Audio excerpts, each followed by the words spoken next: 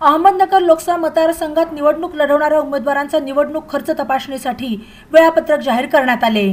3, 7 आणि 11 मे या दिनांकास उमेदवारांच्या खर्चाची तपासणी करण्यात येणार आहे। उमेदवारांच्या खर्चाची पहिली तपासणी 3 मे रोजी सकाळी 11 वाजता पंडित जवाहरलाल नेहरू सभागृह जिल्हाधिकारी कार्यालय येथे आयोजित करण्यात आली आहे। उमेदवार किंवा त्यांच्या प्रतिनिधींनी उपस्थित राहून त्यांच्या खर्चाचा हिशोब सादर करावा असे आवाहन अहमदनगर लोकसभा मतदारसंघाचे निवडणूक निर्णय अधिकारी सिद्धाराम सालीमठ यांनी केले। अहमदनगर लोकसभा निवडणुकीसाठी उमेदवारी अर्ज भरलेल्या उमेदवारांनी उमेदवारी अर्ज दाखल केल्यानंतर त्यांचे दैनंदिन खर्च उमेदवार खर्च नोंदवहीत नोंदवणे अपेक्षित आहे। दैनंदिन खर्चाची नोंदवही संपूर्ण प्रचार कालावधीत किमान 3 वेळा खर्च निरीक्षकांसमोर सादर करणे आवश्यक आहे। उमेदवार किंवा त्यांच्या प्रतिनिधींनी विहित केलेल्या दिनांकाला खर्चाचे रजिस्टर, मूळ प्रमाणके, अद्ययावत बँक पासबुक, निवडणूक निर्णय अधिकारी कार्यालय आणि सहाय्यक निवडणूक निर्णय अधिकारी यांनी दिलेली सर्व परवानगी पत्रे घेऊन वेळेत उपस्थित राहावे। वेळापत्रकाप्रमाणे उमेदवारांचे प्रतिनिधी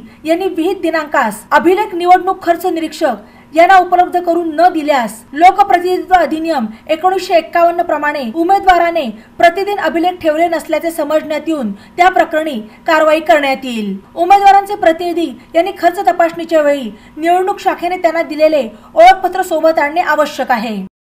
बातम्यांसाठी ई-नवा मराठा YouTube चॅनलला सबस्क्राइब करा आणि बेल आयकॉनवर प्रेस करा।